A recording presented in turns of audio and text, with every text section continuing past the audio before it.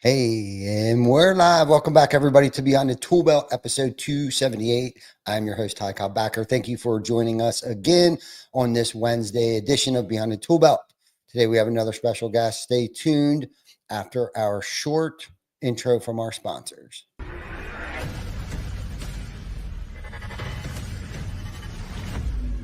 TC Backer. Roofing, siding, windows, gutter, solar. Roofing, siding, windows, gutter, solar. TC Backer.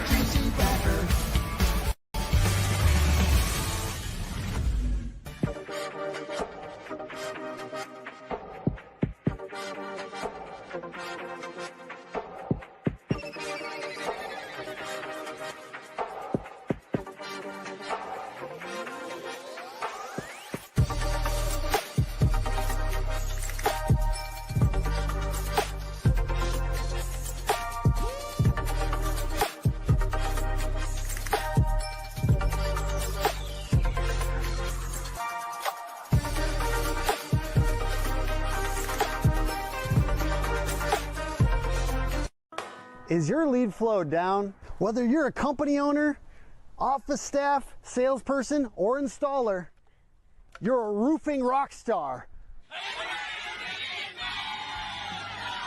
We help you get more leads with custom SEO, Google Ads, and a pro website.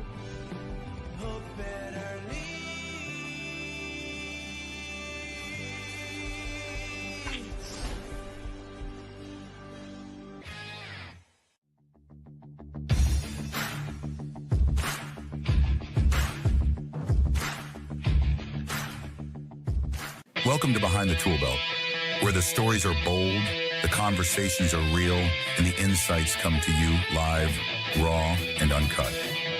Every week, host Ty Cobb Backer sits down to bring you the stories, the struggles, the lessons learned, and the wins. No filters, no scripts, just the truth. Please welcome your host of Behind the Tool Belt, Ty Cobb Backer.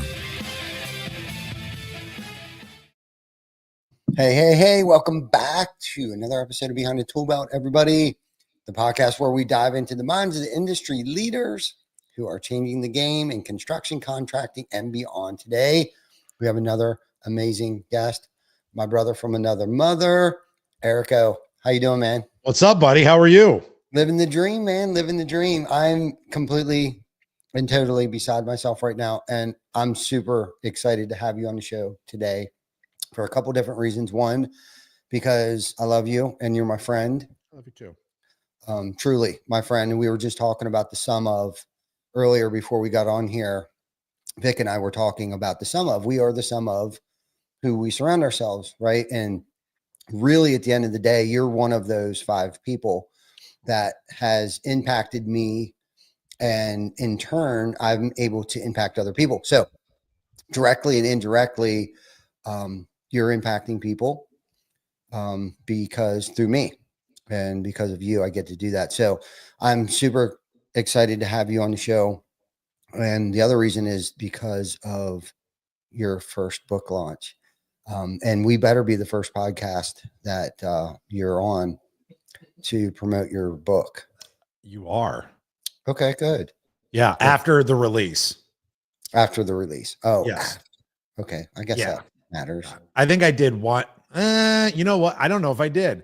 I don't know if I did anything beforehand. I don't know if anybody wanted me on. So yeah, no, I think you are. Okay, good. So how did the release? First of all, hold on. Before we even fucking get into that, first thing that I got to say is how goddamn rugged and sexy you look right now. Well, thank you. I'm loving this.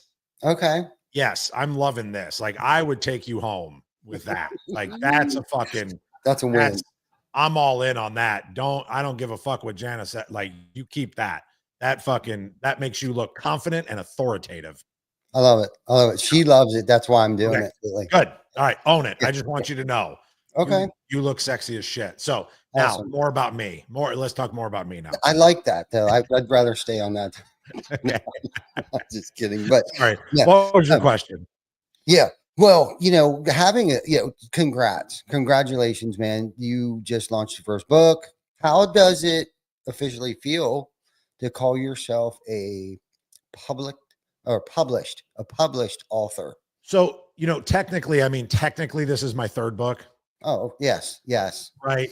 So like I wrote those other two books, but they were roofing books. And they were for clients to educate clients, but they were still books. Right. So like I had been through a process of writing a book before. But this was completely different, to your point. Right.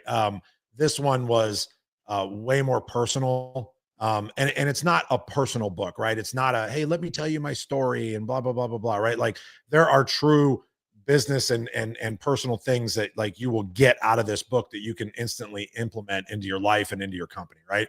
But there is also, I correlate that with anecdotal stories to show how it benefits, right? Yeah. So there's a lot of me in this book, right? Like there is a lot of me in the lessons and in the stories and everything like that. So in that regard, it was very different because I was putting a lot of opinions in the book as well, which is going to make people love me or hate me when it comes, when they get it. And what I decided was that that's exactly what I want. I want people to either be attracted or pushed away because everybody is not for me. And I am not for everybody. And I'm okay with that. Right. I'm totally okay with that. But I think as a human, we immediately default into like, I need everybody to like me. I need everybody to, you don't get anything done that way. Right. Because then all you're hearing is just so much noise. Right. And so I'm really cool. I'm really happy with that. I'm really proud of this. I did put a lot of time and sweat and tears and everything into it. And I hope that it resonates with people. And I just hope that it impacts people, right? Like I am not going to get rich because I wrote this fucking book, right? I'm not going to fucking make a bunch of money on royalties and blah, blah, blah. Like that was never my goal. I have other goals of that. My coach asked me, what would it look like? Like you need to come up with something to decide how would this be a success, right? Because it's not monetary for me on that. And so I was influenced so much when I heard Ed Milet speak the first time with the story about his dad and all that kind of stuff. And so I made the benchmark that if Ed happened to read my book, that he would say that it was good enough to have me on his show to discuss the concepts in the book. And then that would be the win. So never going to happen, but that's what I'm shooting for, right? That type of impact, that if it impacts someone like him to be able to impact even more humans, then I won. Yeah. No, that's such a good goal too. And you never know, it might happen because I know you and I know that you've poured your heart and soul into this book. Like you said, it's not a roofing book necessarily. It's there's nothing about roofing in it. Yeah, there's some of your stories. I haven't fully read it yet, but I've listened to you enough to know what the book is about. The book is on the way. I think I should have it tomorrow or Friday. Yeah, it usually takes a couple days. Yeah, you can go on Amazon and get it, but no, it's not a lofty goal. I think it's, one of our goals here is to get John Maxwell on our podcast, and we've planted the seed, and he didn't say no. So that was kind of a little mini win that he didn't say no. There was a few things that he would like to see me be a little more involved with, which now he kind of flipped it back to me. So, of course, I'm dragging my feet because it's work. It's kind of a work thing that I have to work on personally and professionally to be more involved with the foundation and things like that. So, but it's goals. We got to set goals, whether they're big, hairy, audacious goals or not. We have to set something very high, at least for high performing people like ourselves, because if not, then we find a cop out, right? Like, well, but the buts, and it's like, nah, screw it. Let's just go for the gusto of it. But let's start from the beginning, man. Like what inspired you to write this book? Was there a moment or a story that sparked all this? Well, you know how it is when like you've got pass like we do, right? Mhm. Every time you meet somebody and you tell them 3 of your stories, they're like, God damn, you should write a book. And it's like, man, if you only knew half of it, you know, we'd probably get rearrested just by announcing the things that we've done in our lives. And so like that seed always got planted, right? And then we go to all these events and I see other people that have written books. And I look at them and I'm like, really? Like, I'm like, you did, you know, like, why couldn't I? And when I finally did so the real moment of inspiration to answer the question is when I got to do my full keynote at RoofCon in 22 or whatever that was. And we had a pretty full room when I did it, right? There was a lot of people there. And the feedback that I got after that, and the people that came up to me and talked to me, and the impact that I had in that one moment made me realize that I have to do something else to be able to take that information that I gave on stage, which there's, you know, part of that is in the book, right? Talking about the team method and all those things. I need to figure out how to get that to more people, right? And yes, I want to speak more. I want to be on more stages. I want to be able to present this to large groups of humans to be able to impact them and help them as well. But I was like, I need to put pen to paper as well, because the only way to truly find those hundreds of thousands, if not millions of people that you want to be able to help change their lives is, I think, through this medium, right? And then selfishly, I'll be honest, like the other reason that I did it was because of the fact that, like I said, I do want to have an opportunity to be on more stages, to talk to more people. And this is like a degree. And once you put pen to paper and you show that you're actually you're willing to put the work in to do this thing, that's like getting your degree in school to be able to get the job, right? And I knew that I needed to do something to get my degree so that I could go to people and be like, hey, this is why I'm qualified, right? And so it's all a build, right? It's all a build, but I just, at the end of the day, man, like it all comes from the recovery space that we're in.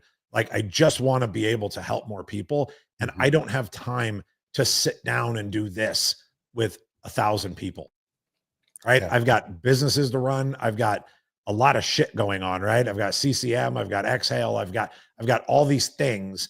And it's like, I don't have time to do the thing that I really want to do and help other people. But if I can put this out, then maybe I can, right? So that's really that's a large part of the inspiration. I hope that answers the question. Yeah, no, that was great. That was great for sure.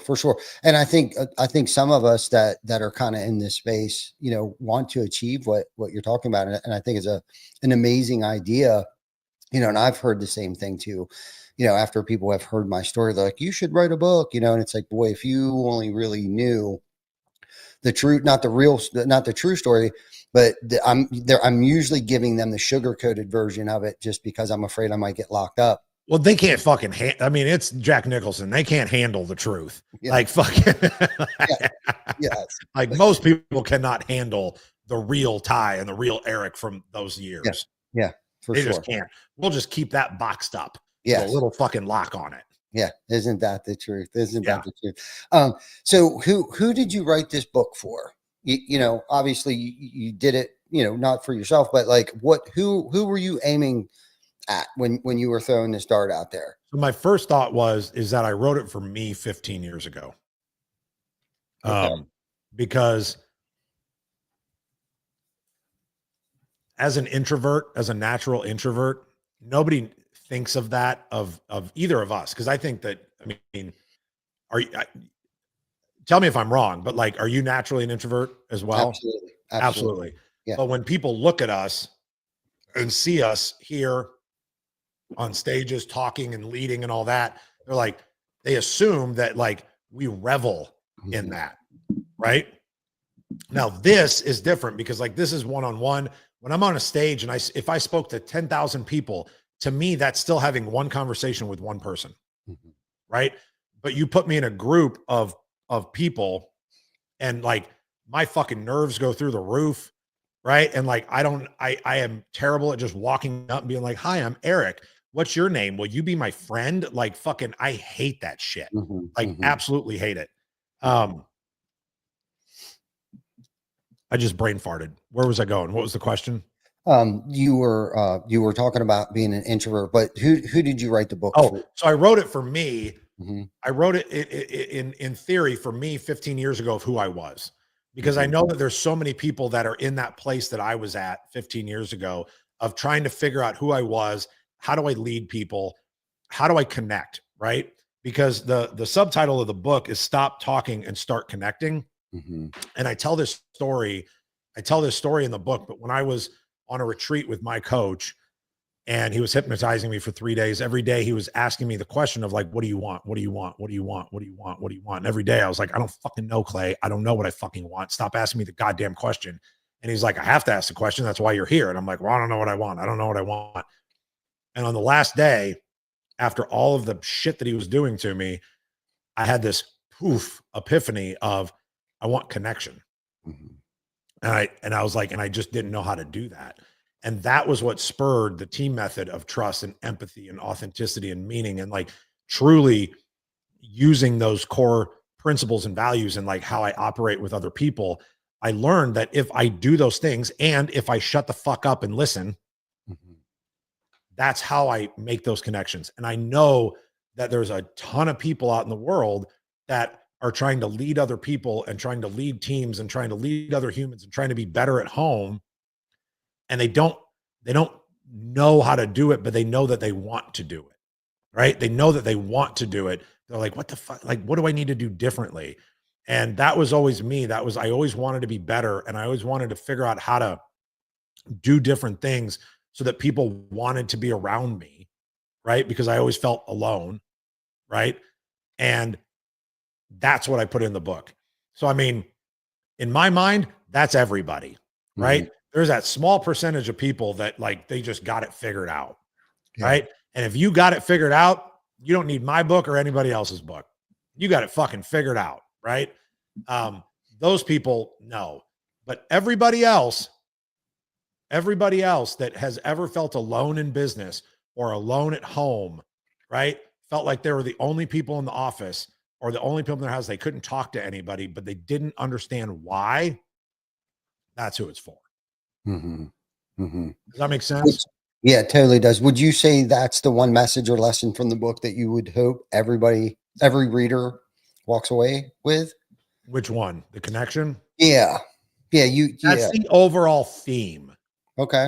Right? That's the overall theme of the book. But I mean, it breaks down it. I have a whole chapter on doing what you say you're going to do. Right? Because people don't do that anymore.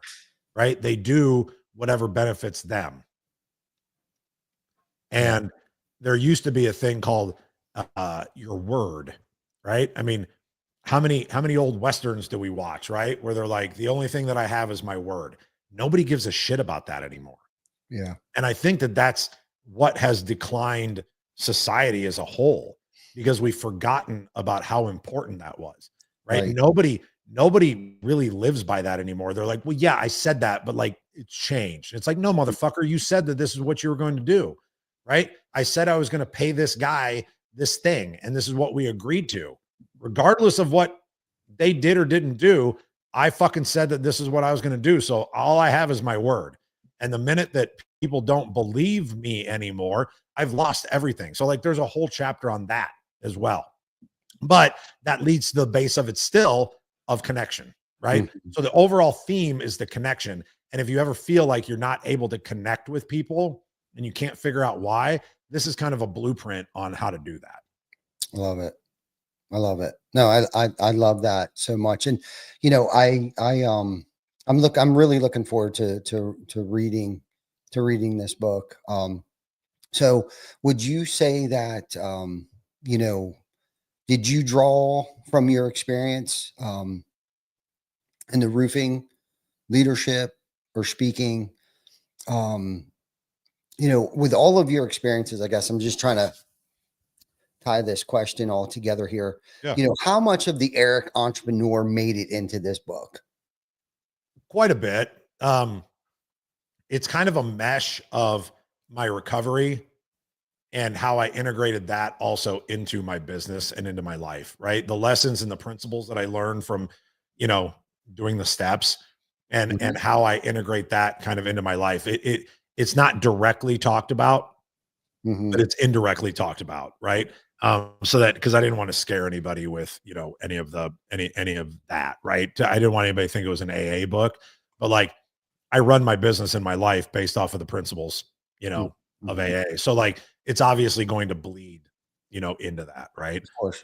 And so like that's, I don't know if that answers the question, but like that's what I'm trying to, yes, my business side of it, like the Eric entrepreneur is 100% in there, but also are the stories of my past that show how, here's how I was, here's how I am now, and this is how I got there. And this is how I'm going to continue to grow because I'm not done, right? I love that. I'm not done until I'm done.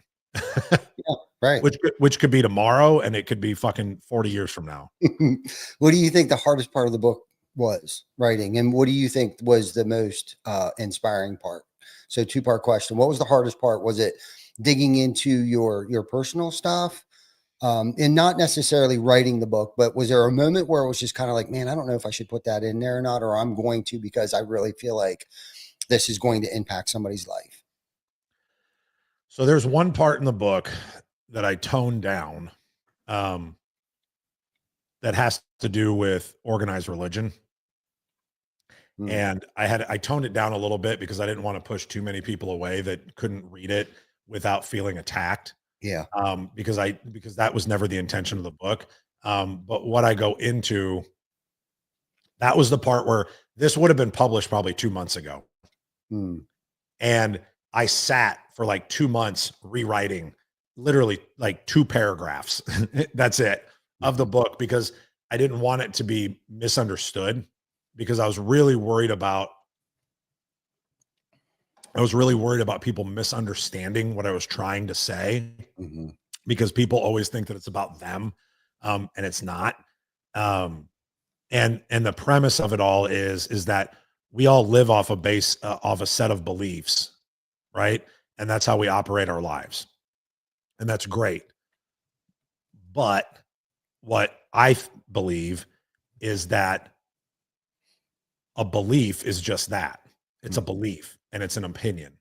And it is not my job to fucking tell you what your belief should be, right? It is not my job to tell you that you should believe in this thing, right? My job is to, not even my job, but my job is to empathize with the fact that you have this belief and to try and understand where you're coming from, just so I can understand you better as a human, right? And then maybe you care enough about me to care enough to ask why I believe what I believe. But at the end of the day, they are fucking opinions.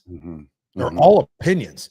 They're all guesses and beliefs that we all have. There's 800 quote unquote religions in the world, right?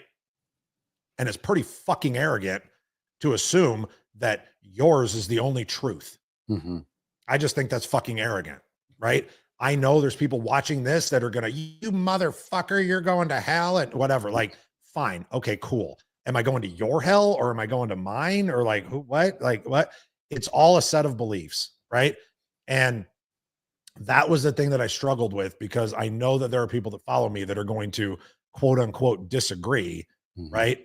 But at the end of the day, we all live off a set of opinions, right? And things that we have decided to believe in and have faith in and whatever. And that, and we need to have those things, right?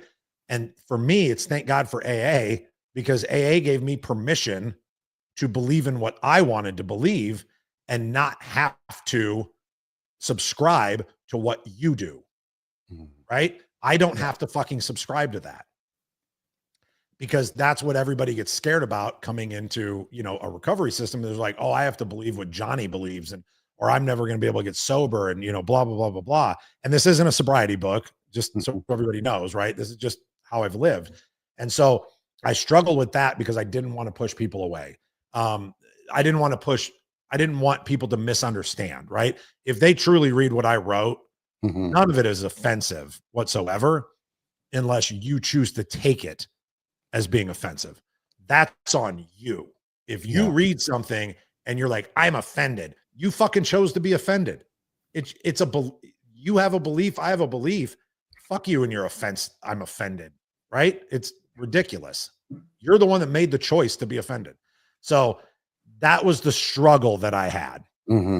But the top of that paragraph says, fuck it. This is my book. I can write whatever I want and people can either like it or they don't. Right. The other struggle that I had was that the title and the fact that I do speak in the book as I speak is like, I wrote it. There's no fucking AI. There's no bullshit in here. Like, I wrote the fucking book. Right. So when you read it, you will hear me. And my publishers were concerned about it and they're like, oh, we have to bleep this out and block this out and do all this stuff. And they're like, or we can't get it published on so-and-so and so-and-so. And I'm like, I don't fucking care. Right. I don't care. Hold on. Fucking Natalie's calling me. Sorry, honey. I'm on a podcast. Yeah, I know. Like, she didn't care. Lauren tried to call me earlier too. I don't know. Did she? I texted her.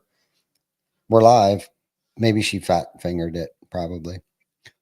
No, I can relate so much to what you were saying, and people forcing religion and things like that and down your throat. So I can definitely see your side of it, and it doesn't make me feel any different or ill of you. And listen, I've been to church 3 times in my entire life, and at least 2 out of the 3 times, if not all 3 times, I didn't even know I was going to a church service. I thought it was something else that we were doing. And of course, most of that had to do with Jana and her dad. But I mean, I enjoyed it. I listened to it, and I do believe that there is a power out there greater than myself, or else I wouldn't be standing here. And I do choose to call God, and God, is a metaphor for a lot of things, a gift of desperation that I was so blessed with early on in my recovering journey, and, a group of drunks, good orderly direction, all those things, and I get on my knees and I pray, but I'm not 100% certain what I'm praying to all the time.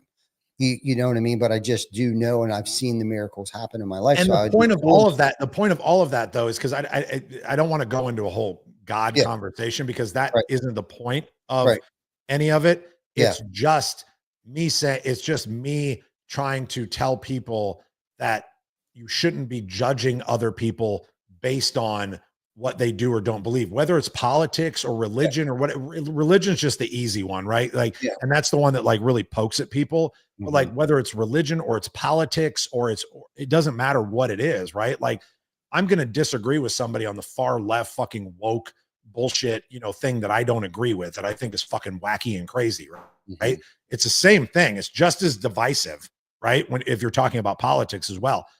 But the other thing that I'm going to do is I am going to take a moment to be like, why do you believe that? Like, I'm kind of curious. Like, am I curious, right? Like, here's a better way to put it. Are you a curious person, right? Yeah. Are you a curious person to give a shit enough to be able to want to ask questions, to learn about other people and why they do the things they do, why they believe the things they believe, right? It's not about you're right or you're wrong, right?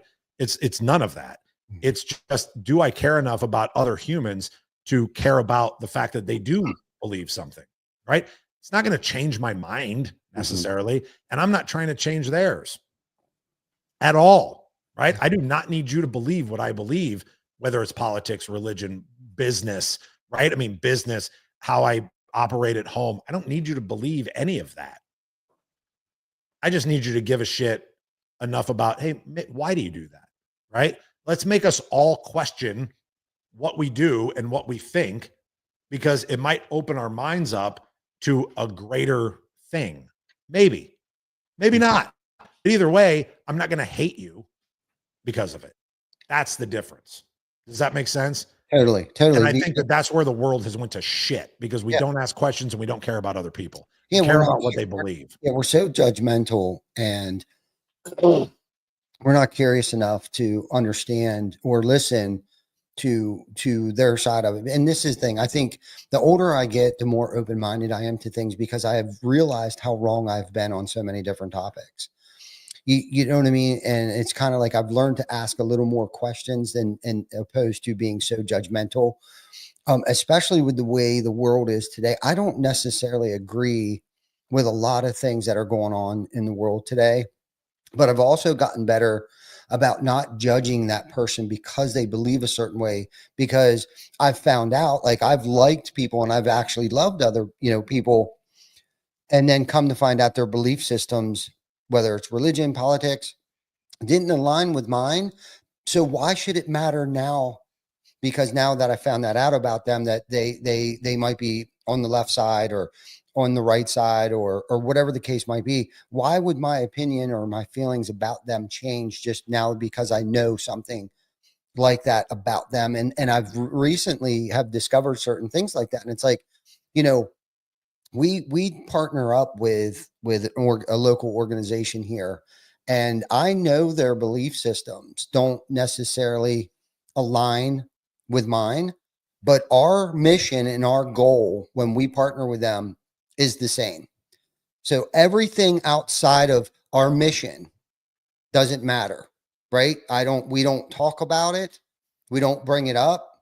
The only thing that we talk about in the topic is what the goal is that we're trying to do. We're trying as to, long as they're not hurting other people. Yeah. And they're really not, right. They're really not in the way that they believe. So, I think it really has to do with maturity and keeping an open mind. And how's that? There's a saying that, stay curious and not judgmental, or something. I know what you're talking about. Yeah. Yeah. Yeah. Some philosopher or somebody says it, or something like and that. The only reason that we believe some of the things that we believe is because we were born when we were born. Right. Right. Or if we would have been born 500 years ago, we'd have a completely different set of beliefs. Yes, I agree. Right? I agree. And it was, I think a lot of our childhood influences had impacted the way that we think today, whether it was our school teachers or our parents, and it's sad, because I think we are developed with such a closed mind. Right. And then when we get old enough and we can think for ourselves, at some point in time, I think a few of us learn to open our minds and change our paradigm a little bit, or expand our paradigm, I should say, because I don't even want to look at it as if it's a paradigm shift. I want to look at it as if my paradigm has broadened, grown, right? Yep. And I try, and I'm not perfect at it, but it's good. That's a good topic. It's a good, I'm glad you put that in there. So let's switch up here a little bit. Let's go to the other side of the spectrum. What do you think was the most rewarding part or section of the book that you found that just was like, yeah, then you just felt fulfilled after you completed that chapter or sentence or whatever? Getting to tell people a little bit more about my grandpa. That was really, that was important to me. It was also really cool that the book got released on his birthday.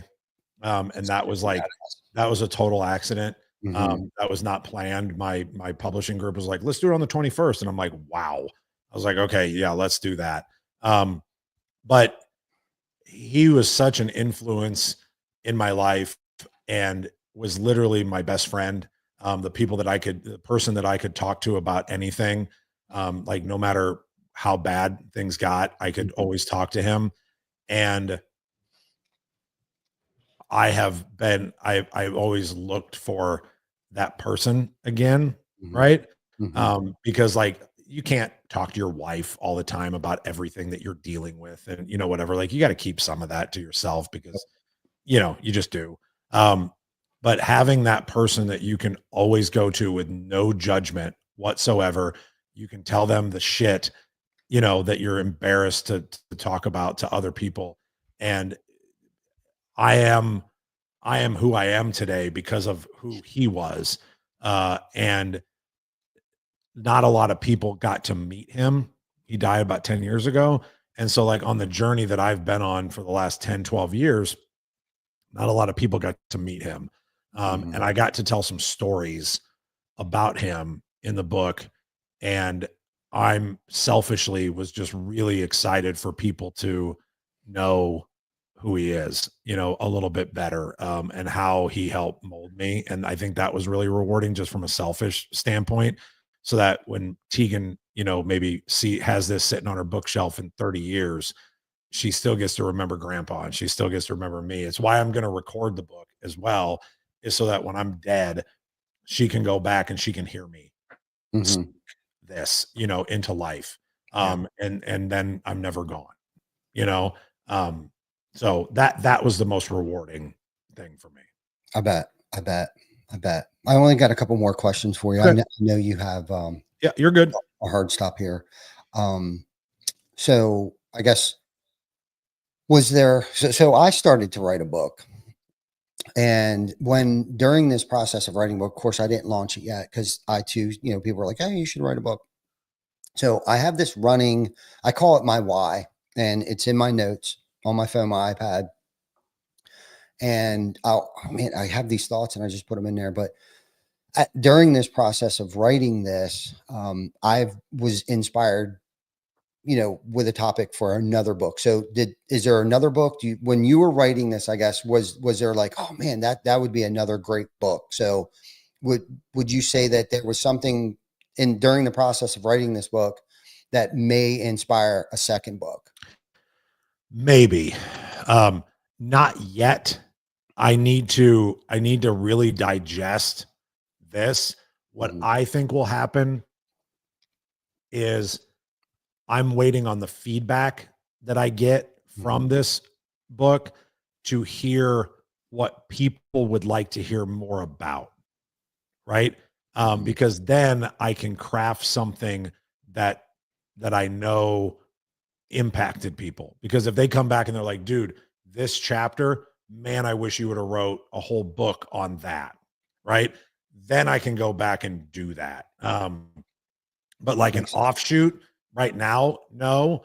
But I think that something will come out of this, and it's going to be based on the people that read it that come back and say, man, this changed how I do things.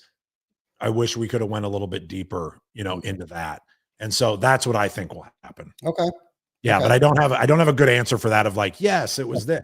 Like I want it to happen organically. Yeah. No, that totally makes sense. And me, I get distracted so easily. So during one book, I've already written 5 books because I can't focus on the one. Yeah. No, that totally makes sense that, you know, once it comes out and you get your feedback and things like that, that might inspire, you know, one of the chapters to turn into a more detailed book. So no, that totally makes sense. And before we forget, if someone's listening who's been thinking about writing a book, what advice would you give them?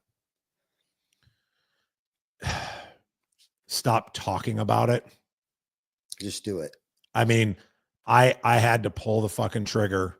You know, I talked about it for a while, and I met a friend, his name's Daniel Ferguson, at my golf club, at my country club here in Omaha.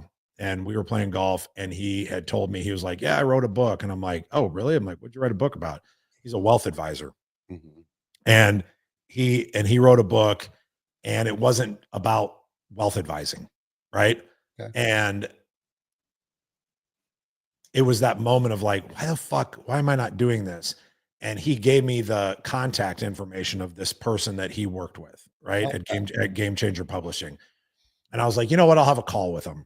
And then once they explained to me the process and how easy it could be if I actually did it, for me, it was paying the money, because the minute that I stroked the check, I was like, okay, I'm in. Right. Now I gotta do it. Right. I stroked the check. They're going to make all these deliverables, but I have to build the thing to be able to get those deliverables. And I think that if it sits off to the side and you don't make that actual commitment to, I'm doing this, I'm dedicating this much time in a day to writing or recording or however you're writing the book, you have to make the decision, and then you got to put some skin in the game, because if you don't put any skin in the game, you're just going to fiddle fuck with it for 20 years and it's never going to come to fruition. No doubt. I agree. And that's been some of my issue. I haven't stroked that check yet, but there is a publishing company that my coach actually turned me on to. Great advice though. And before I forget, where can people get your book right now and support you? Yeah, Amazon. I mean, that's the easiest, right? Go to Amazon and then just search Eric Obrempt and it'll pop right up. Shut the fuck up and listen more. Pop up right on Amazon. I'll send you guys the link to Amazon, or you can pull it up and copy it and put it in the chat there. For some reason, I can't chat in it.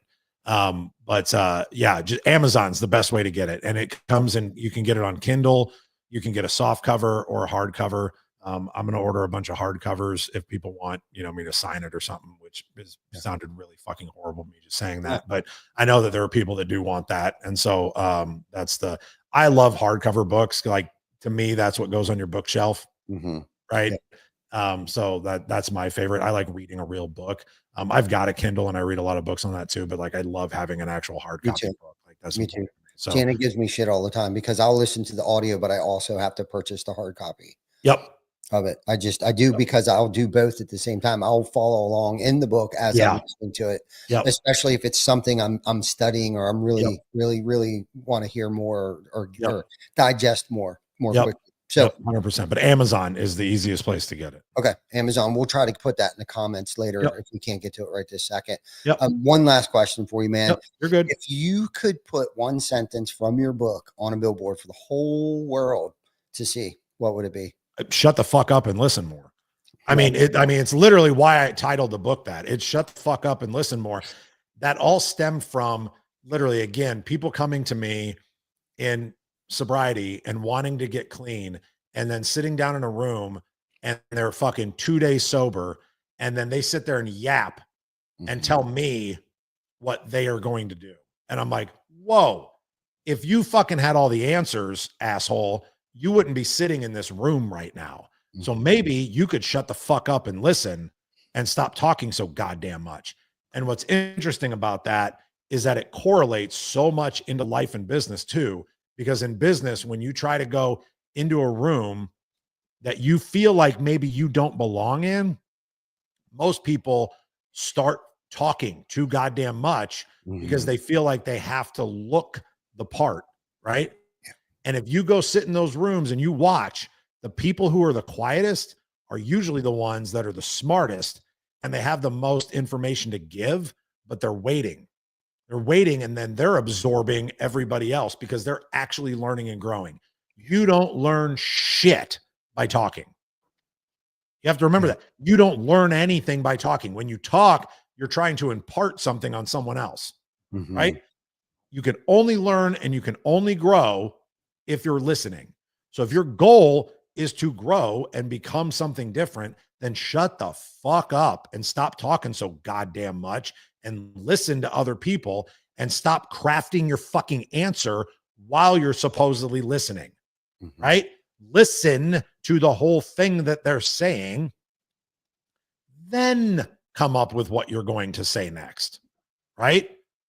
That's the key. And I know you and I have talked about that, on numerous occasions, but it needs to be said more and more and more and more, because there's so much noise in the world and everybody wants to be heard, but nobody wants to listen anymore. Yeah. And so we have to listen more, because once we listen more, we can empathize more. Yeah. We can empathize more, and then we can start connecting more with people. Right. So, but the first step is to shut the fuck up. Just shut up and stop telling me what you're going to do. Right. Just shut up and listen. And then let's have a conversation that's back and forth, where you're actually listening to what I have to say and I'm actually listening to what you have to say. And then we're crafting responses based off those words, not what's going on in our head while you're talking. So true. Such great advice too. The world needs to listen more. Shut up and talk less and listen more and be open-minded, and not just shut your mouth, but shut your mind off. Yeah.